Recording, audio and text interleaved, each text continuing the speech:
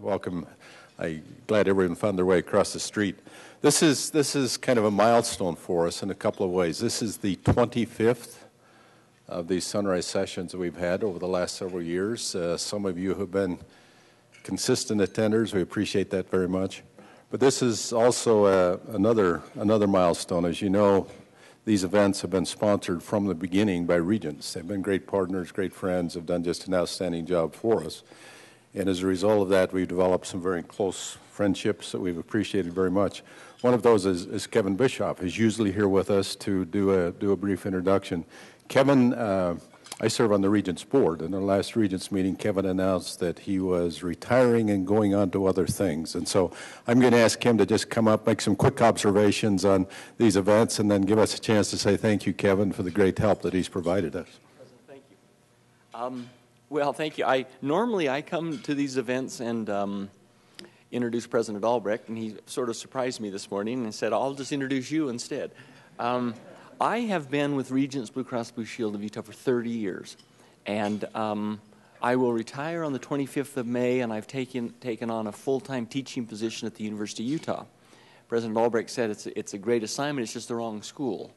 But that will start effective July 1, so I'm not retiring. I have to keep telling myself that, but because I will have this full-time teaching job, but I did a class this semester, and it was really hard work. And I'm now thinking to myself, what am I doing? But anyway, those are my plans. These have been wonderful events. We have a great partnership with Utah State University, and you'll see if you've come to all of these, the incredible work that's being done there, of course, all led by President Albrecht. So thank you all for coming this morning, and maybe I'll become a regular and just show up here every time, too. So thank you.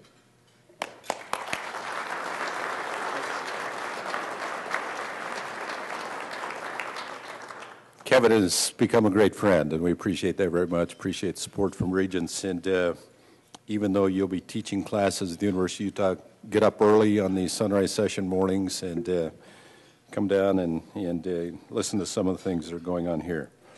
Appreciate that relationship and your support over the years. Would like to just quickly call your attention. I think all of you have at your seats a copy of the latest issue of Utah State University magazine. The work of our speaker is featured in the magazine, so again, this was very, very timely. Take a copy home, give you a chance to read of some of the work that Layne has been doing. This is also a special issue. I think we may have mentioned this last time, but this is the 150th anniversary of President Lincoln's signing of the Morrill Act that created this great system of land-grant universities, of which Utah State University is a part. And so there's a great piece in here that talks a little more about the history of the land-grant system. We are proud to be a part of that great land-grant system. President Lincoln signing that piece of legislation during one of the darkest periods in American history, when we were embroiled in a very, very difficult civil war, but yet Congress and the President recognizing the value and the importance of higher education, and particularly creating opportunities for access and opportunity. And so please do enjoy the magazine. And again, even though we've been doing this for 6 years, I think we're pretty excited about the fact that we're able to keep bringing outstanding research experiences here to you. Again, we may have mentioned this last time, but Utah State University currently has 12 National Science Foundation Career Award winners. These are younger researchers who are recognized by the National Science Foundation, very prestigious awards. We have far more than our share of NSF Career Award winners. And I mention that just to tell you that we will have a steady stream of outstanding researchers that will keep maturing and coming along so we can continue to have these great events. Anyway, it's my pleasure to welcome you here and to introduce our speaker this morning, Layne Coppock. I have the opportunity to serve as chair of the Association of Public and Land-Grant Universities Commission on International Programs, soon to be named Commission on International Initiatives. And every time I go to Washington for board meetings or commission meetings, several of the APLU staff will come up and say, when you get back, say hello to Layne. And then they will go on and talk about the outstanding work that he's done over the years and their appreciation for things that he has been involved with. So we are honored, Layne, to have you here. Layne studies how worldwide rangeland communities can survive and even thrive during difficult periods of drought and devastation. You will hear him talk today about a 12-year research experience in Ethiopia, in Kenya. Again, outstanding research, but also research that has such an important human dimension. He has, as I indicated, a 12-year project that has won numerous accolades, including a gold medal for meritorious service to Ethiopia, as well as an important capstone paper that has been published in the prestigious Journal of Science. So, Layne, welcome. We're delighted to have you with us this morning.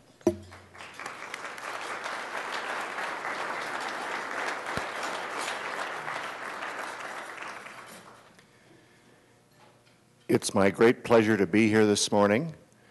Good morning, Aggies and friends of Aggies. I have the privilege of sharing a really exciting story with you today, a story that's probably the greatest experience of my professional life, and it's better than Hollywood.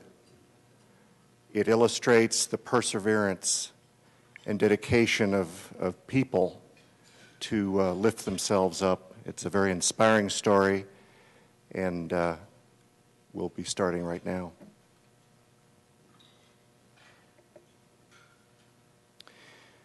This project is just one in a series that really illustrates Utah State University's long-time commitment to international work, not only in the rangelands, but in many other world environments. So I'm going to start with a little bit of background. Many of you here may not know about pastoral people, who they are, where they live, why should we care about their fate in today's world. So let's spend a few minutes just talking about that.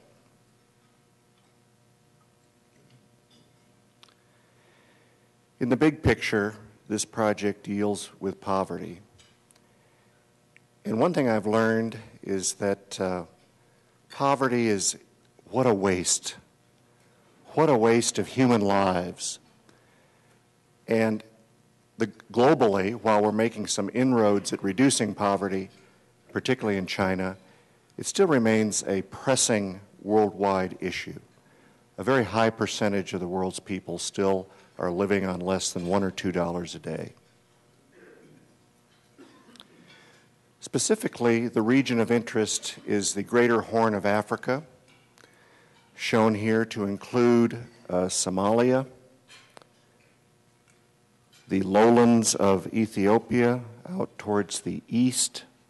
There's kind of a large apron in Ethiopia of lowlands that kind of encircles the highlands. Northern Kenya, eastern Kenya. So this is really the general geographic region we're talking about. Eastern Africa is a land of great diversity and beauty. Some of you may have traveled there.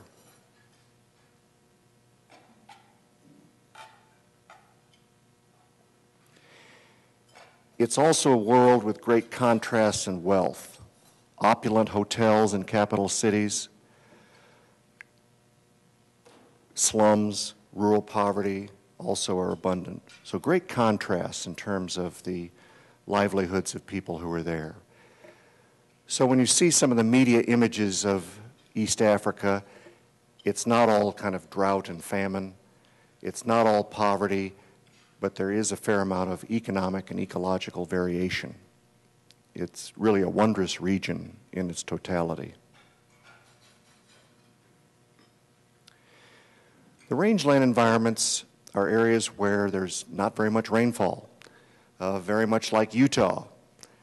And they're inhabited by pastoral people, and pastoral people primarily survive by herding livestock. Occasionally they may grow some crops, but herding livestock is really their main economic activity. And these are very rural areas, far from the centers of power and influence in the region. So the rangelands are characterized, not only here but many other places in the world, as having very limited public services. There really aren't banking facilities. Education is difficult to access. Widespread poverty. Often the men are uneducated, very much bound by traditions, and the women, who are the focus of our talk today, are routinely burdened by tasks such as hauling water, such as the women up in the right-hand corner, collecting firewood every day, milking animals, rearing children. So really difficult lives.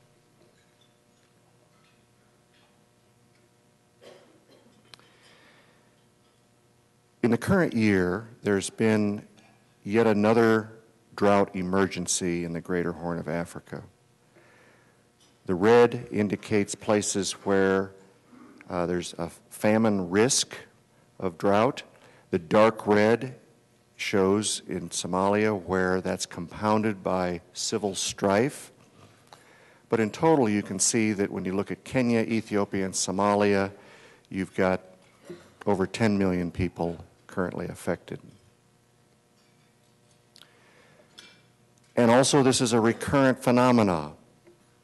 Every time you see this in the news, you feel like you've seen it just a few years ago, and that's really true. And it all pretty much started with 1985, the We Are the World kind of era. And so it's really a very definite pattern.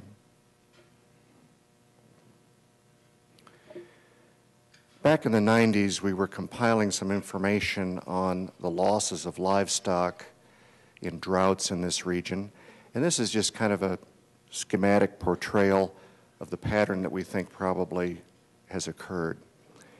If we go back over 50 years, you could have a drought year, and you wouldn't necessarily lose very many of your animals. This is because there were lots of places to go to take your animals in a drought so they could find forage elsewhere. But then starting by about the 1970s or 1980s, when a drought would hit, suddenly households could lose 50% of their herd. And then there would be kind of a growth phase for a few years, and then another dry year, and they'd lose another 50% of their herd. So we kind of refer to this as a boom and bust.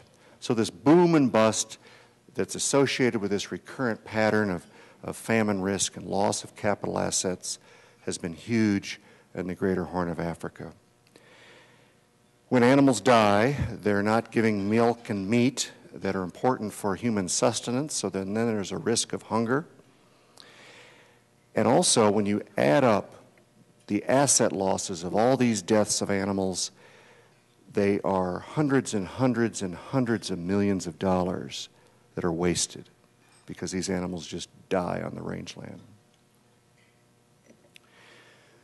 So in this overall recurrent pattern, there are many different ingredients that cause the situation that we see. Population growth in rural areas, slow, it's relatively slow population growth. People have nowhere to go. They don't have the education, they don't have the opportunity to go to a big city and get a job, and so they're kind of stuck out in many of these places. Very little rural investment has occurred. The roads are often still bad, the services are minimal. And then, of course, we have the sporadic occurrence of armed conflict, most recently in Somalia, because of the availability of weapons and so forth. And then occasionally you'll have a low rainfall year that by itself, 40 years ago, wouldn't have caused such havoc, but today it does. So really, when you look at global strategies and problems in the world, the Greater Horn is one of the real persistent trouble spots. There's a vicious cycle. We refer also to this boom and bust as a vicious cycle because as populations grow, the number of animals per person is steadily going down. And as I mentioned before, over 10 million people currently at risk. And as you might imagine, all the donors that line up every time to provide food aid, of which the United States is a leader, are pretty tired of seeing these situations. And I am happy to say that there's more mobilization now of resources and funding to go into these areas to try to help rectify the situation. Back when I first came to USU in the early 1990s, I'd been thinking about these kind of systems for some years in my previous jobs and in graduate school. And I was thinking, how on earth could you try to solve this vicious cycle problem? So one idea I had was that if you could help empower people to sell animals more aggressively when times are good, kind of that ascending arrow going up from the pastoral sector to the urban sector, and you assist with marketing these animals and you provide opportunities financially so people could store the proceeds of these sales, that this money should be able to trickle into local urban centers and stimulate commerce, stimulate construction, stimulate all sorts of other kind of activities that in turn should strengthen the urban sector and their ability to buy products that pastoralists have to sell. And I refer to this as the virtuous cycle. So the theme of my talk today is, can we possibly change the vicious cycle into a virtuous cycle using one society as an example? The majority of my talk today is going to dwell on research process. Oftentimes, when a researcher speaks, you don't spend very much time talking about the methods. But in this case, the methods are absolutely essential to understanding how we've been able to achieve what we have.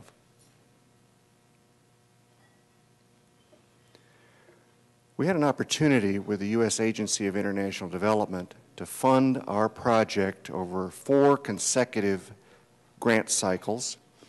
And this picture from the late 1990s shows our first annual meeting of the participants in this project, and this is in Addis Ababa, Ethiopia. We had several American universities, and we also had a number of partners from Ethiopia and Kenya, including universities, government organizations, non-government organizations such as CARE or Save the Children or others. And so what we wanted to do was do good applied research, but also have the partners to help us implement things and the policymakers to become better informed and hence make better decisions in the capital cities. Keeping track of all these people was not easy. This was actually the hardest part of the project. I was the lead PI on this, and working with the pastoralists was relatively easy compared to kind of managing all the partners. So this project had many goals, but one of the basic goals was, can we figure out a way to halt this vicious cycle and try to get into a virtuous mode? And so we were thinking about diversification of livelihoods, we were thinking about the financial sector in these remote places, and a variety of other components. This is our study area. Again, returning to the Horn of Africa. Most of our work I'm going to show you today was concentrated in the southern part of Ethiopia, which is actually fairly high elevation. Rainfall is not too bad, kind of rangelands there. And then we were lucky because we had a cross-border area with northern Kenya. And as you will see, this actually gave us great opportunity to look at some diversity along a transect from north to south and make some important discoveries in Kenya that really helped our project. So I had worked in this system on the Borana Plateau since the mid-1980s. The Boran pastoralists number about 500,000 people. They've traditionally been isolated from the outside world just because they're just so remotely located there. And the vicious cycle was underway. Every few years, starting in the 1980s, they would start losing a third to half of all their animals. And so even though this had traditionally been, for a long time, had been regarded as an example of sustainable pastoralism, they were being afflicted with the same problems of population and resource restriction. Here you can see this young Boran girl is sharing milk with a calf. This is the pastoral lifestyle. They can't kill an animal every time they need something to eat, so it's more of a system where they're sharing milk, and that traditionally has been their source of sustenance. But under today's demographics, that's no longer viable. That's why food aid is so important. So in our research approach, we had a lot of collaborations with state and federal agencies. Among these Ethiopians, these young Ethiopians were working for these agencies.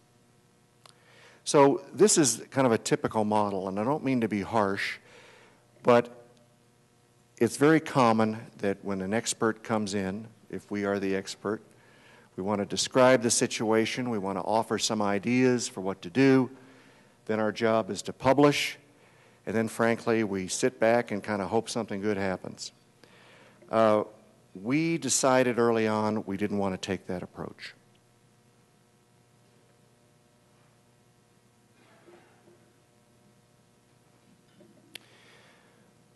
We wanted to follow an action-oriented pathway, and actually there's more and more people across this country in our universities who are saying the same thing.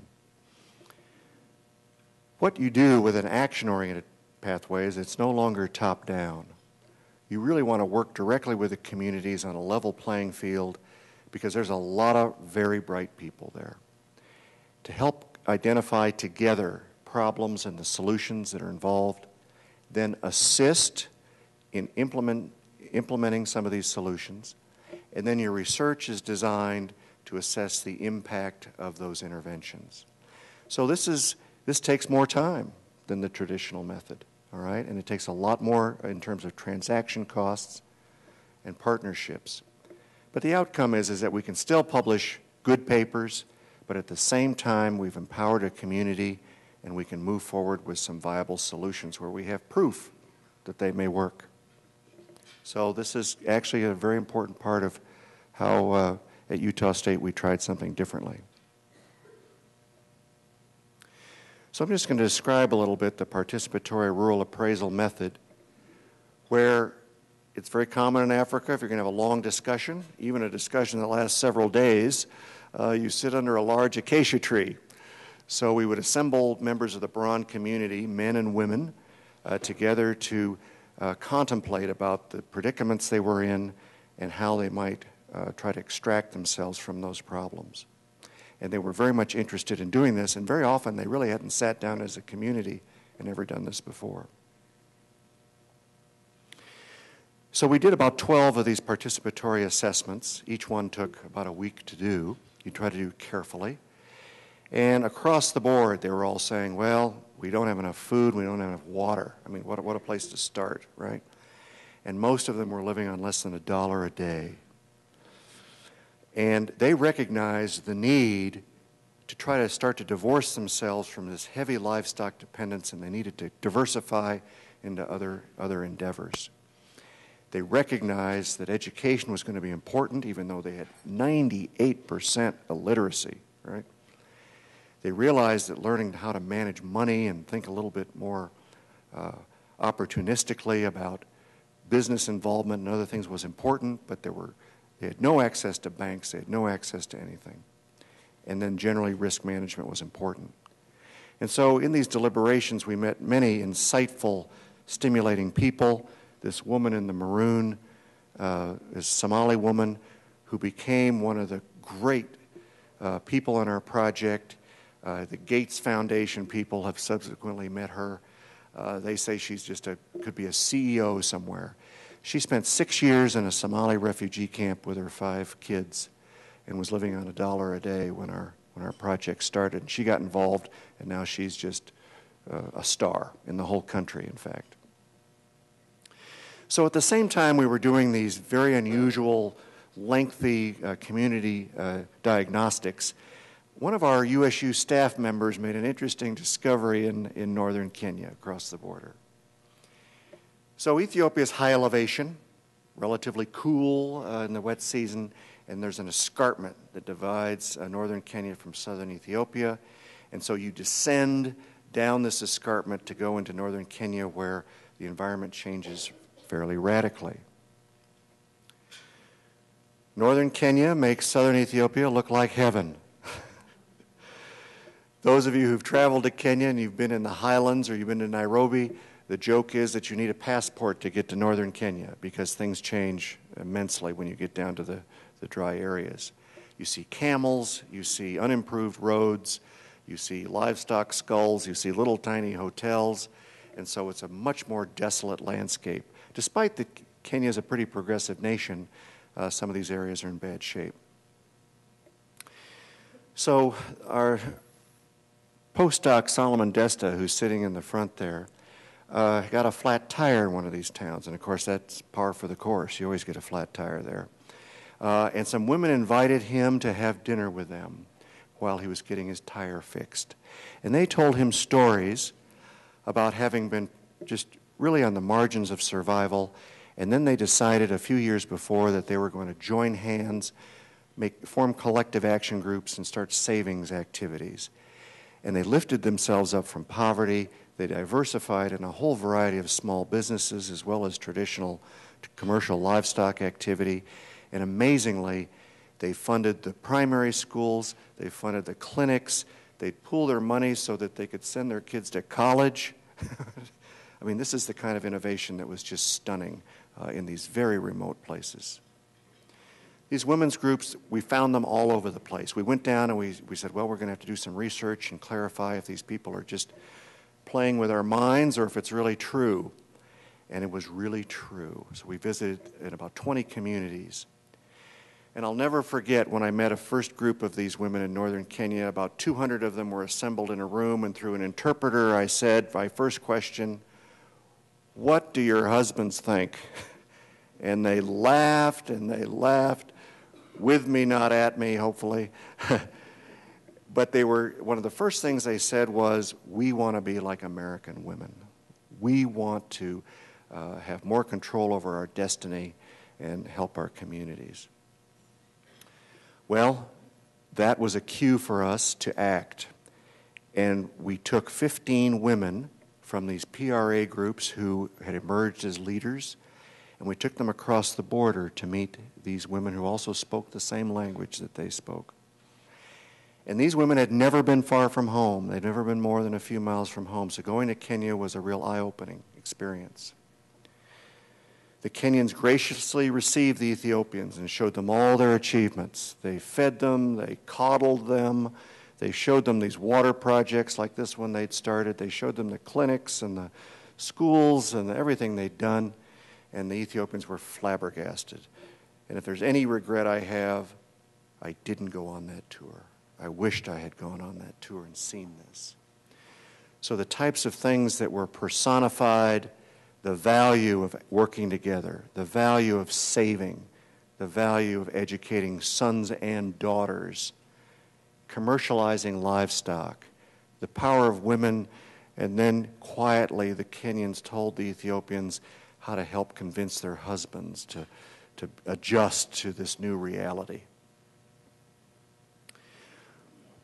When the Ethiopians came back home across the border, I started getting emails from these dusty little towns saying, the women are going out of their minds.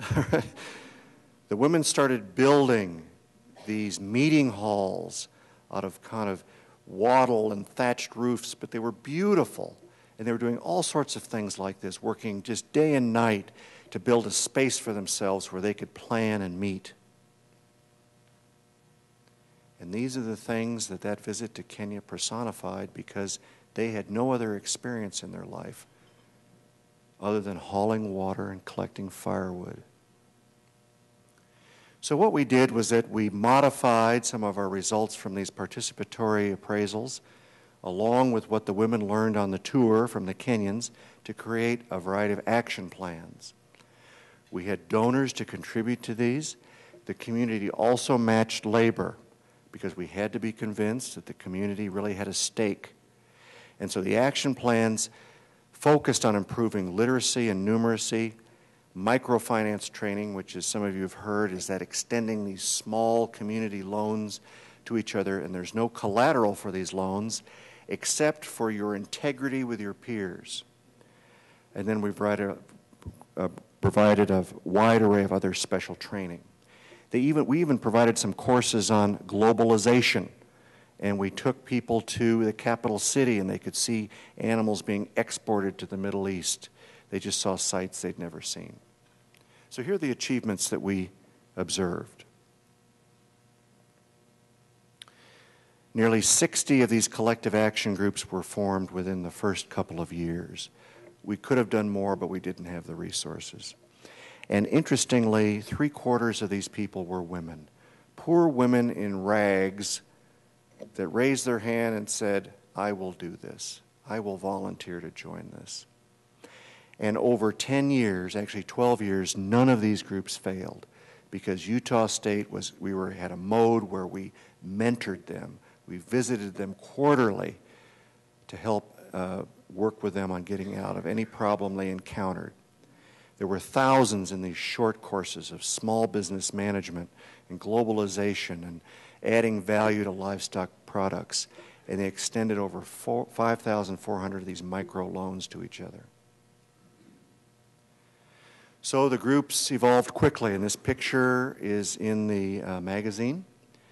And I think the stunning attribute of this picture is all these human faces, all these very human faces that show me that these people are, the similarities with us are much greater than the differences. So when you see these portrayals of tragedy in this part of the world, these are real people trying to struggle with real problems and lift themselves up. And I'll make reference in the future, but see that adorable little girl in the front there. I know her mother, and her mother is one of the leaders of all this, and I'll bet that little girl's going to college today. This picture was taken, 6, 7 years ago. I'm sure she's college-bound, knowing her mother. So people are now jumping out of the system. Their kids are jumping out of the system, which is really an important thing for them to do. So these groups started, they were for women only.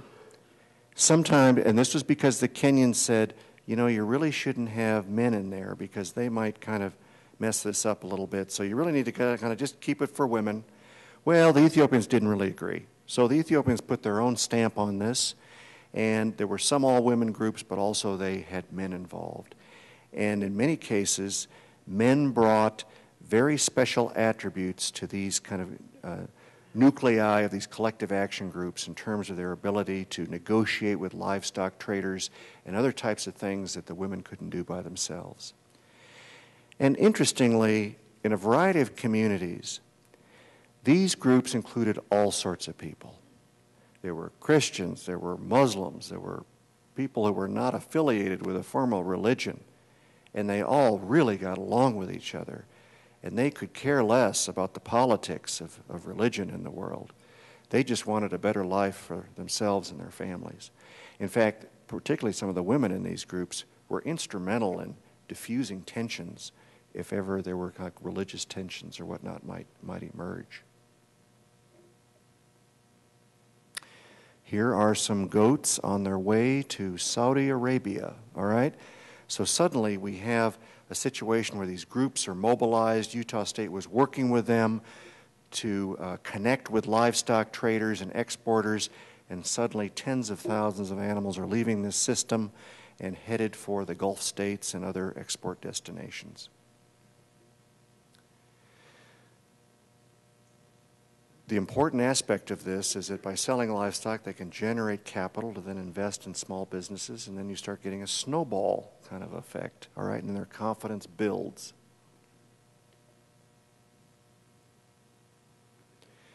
So this is the model, and I want to emphasize that a lot of these women and men help tell us what to do. As we start putting the pieces of the puzzle together, they said, oh no, we need a course in this. And of course, from a top-down view, we would have ideas that they wouldn't think about, but together, this was the sequence.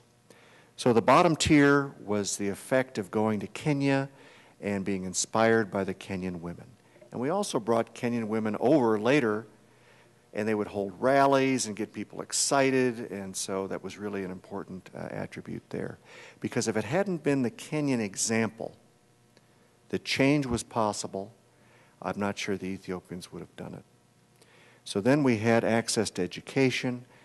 Then if they can sign their name and add some numbers together. They can have a bank account and they can get in microfinance. And they have microfinance, then you can start training them in entrepreneurial activities, and then you connect them to market opportunities.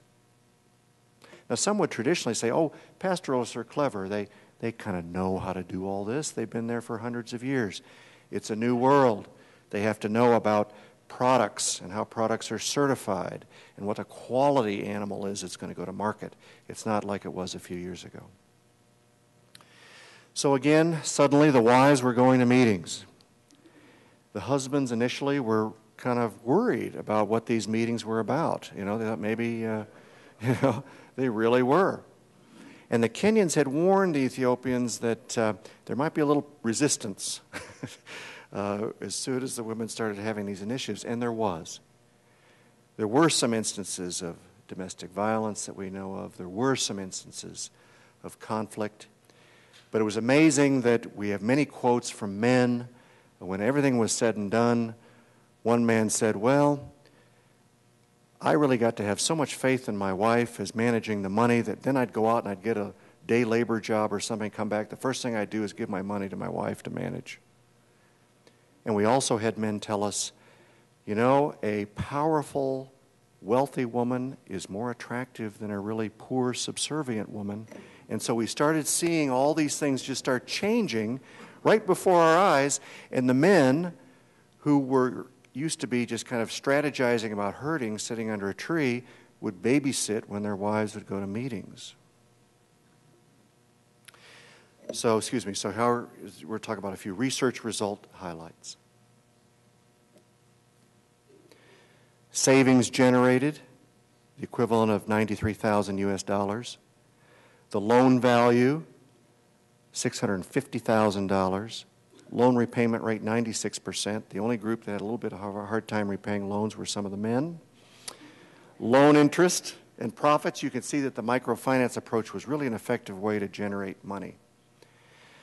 This woman, Mackay, who's in the film that you've seen advertised, here she is. She's got a shop that she created. She's an entrepreneur, and she's on her cell phone making a deal. This woman was remarkable, and I just have this one story as representative of people who have an idea and they figure out what to do. This woman knew there was a market for fresh bread, but she didn't have an oven. So what's she going to do? Well, there was this old termite mound nearby. Old, and so she got a shovel and started hollowing out an oven kind of in there. And then here she is, and there these buns are going into the oven. And what started with a $30 loan for some equipment and learning how to bake, now she's a wealthy woman. Changes in lifestyles, housing. This may not look like much compared to Salt Lake Valley, but compared to this is really good, okay? Also changes in all sorts of other aspects of livelihood, whether it's bedding or hygiene and gender relations. Very fast. The cost of doing all this was low.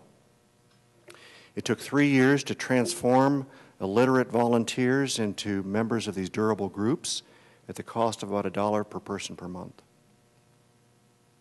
And here's just a few slides before we wrap up on some of the data. We would ask people about trends, and we randomly selected some people that had been in our program, and we compared them against people who'd never been in the program. And look at these attributes along the bottom axis: skills and knowledge, human health, quality of life. The vertical axis is the ratio of the circumstances of people who were in our groups compared to their traditional control peers. So what we're saying is, in terms of crisis ability recovery, that the people in our groups, once we made a calculation based on the types of answers they gave, 60 times more likely to say that they could now recover from a crisis compared to control peers. Quality of life, 45 times higher in terms of saying there was a positive trend. Skills and knowledge, almost 50 times higher. Human health, 10 times higher. Educating children, 9 times higher. See, now there was a bit more of a general appreciation of education by the time we did this, so that was a little bit more evened out. Cash income, positive trend, 40 times more likely to be reported by people in our groups. Access to credit, livestock health. Once they had some money, they could improve human health. They could improve livestock health. They could get involved in technology. You almost don't need statistics for these data, and these are the data that are in the science paper that President Albrecht mentioned. Then finally, if you looked at the percentage of these respondents in terms of what some of their future plans or strategies were, the dark color, the dark blue are the people who are in our program, and the light blue are people who are the controls. It was really stimulating further ideas about innovation. They were using profits and savings to buy food. Okay, they were not liquidating their animals to buy food, which is good. Hunger was much more common among people who were not in our program, and the wealth level was increasing markedly. So here's our conclusions. So we took an action approach, and we showed that diversification is useful. And I think we all have an intuitive feel that diversification would be useful. But we're showing it's possible. We're showing it's sustainable, and it's not very expensive. So all these attributes here were garnered from using an action-oriented approach where we could prove right on the ground that it worked. We think this is more valuable than the traditional survey, publish, and hope for the best approach. So in terms of the paradigm, this is very much a classical paradigm that's used in universities where research results go through extension, and then extension provides those results to producers. And sometimes in some areas that works very, very well. But we leveled the playing field here. We got everyone involved at the beginning to try to identify problems and solutions, and so it was more of a circular, integrative process rather than a linear process. Building this capacity of people and institutions is an important step in working to halt the vicious cycle. And note that we had 14,000 direct beneficiaries of this project. The 15 Ethiopian women that came back across the border ultimately affected 14,000 other people, and then there's tens of thousands more indirectly affected. So while the story isn't quite done, that'll be maybe a future project, I think that we're well underway to showing that the virtuous cycle is possible because a lot of the savings and other money that have been generated are infusing into these local communities. We were able to publish research and point to a solution pathway. And this is important because more and more people are talking about in the land grant system university direct engagement with society. And this is a great example of that. Importantly, we showed that you could have a major positive impact on people's lives just through training, envisioning, and education in the absence of new technology. Right now, there's a big initiative around the world called Feed the Future. How are we going to feed people in the next few decades? Well, as you might imagine, the crop breeders and biotechnology people are at the forefront of this. But what we're saying is that there's many environments where there's not a technological solution, and this is one of them. This solution is more in the human dimension, the gap in human capability, and that's a major conclusion of the science paper. And finally, one thing I learned both professionally and personally, there are people out there in rags who could be a CEO. And then you kind of say, what a waste.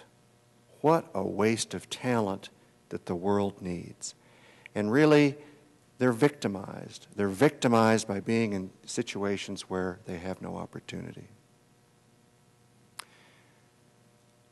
That's it. These are my acknowledgments. I want to acknowledge USAID Global Bureau and the country missions in Kenya and Ethiopia for funding this research. And USU was always very supportive over these 12 years, and we had some other donors and partners as well. I want to thank my team members. Without their passion on the ground, this wouldn't have happened. I would have nothing to talk about. And also I want to thank our sponsor, Regents, for helping us with the breakfast and opportunity to talk to you today. Thank you.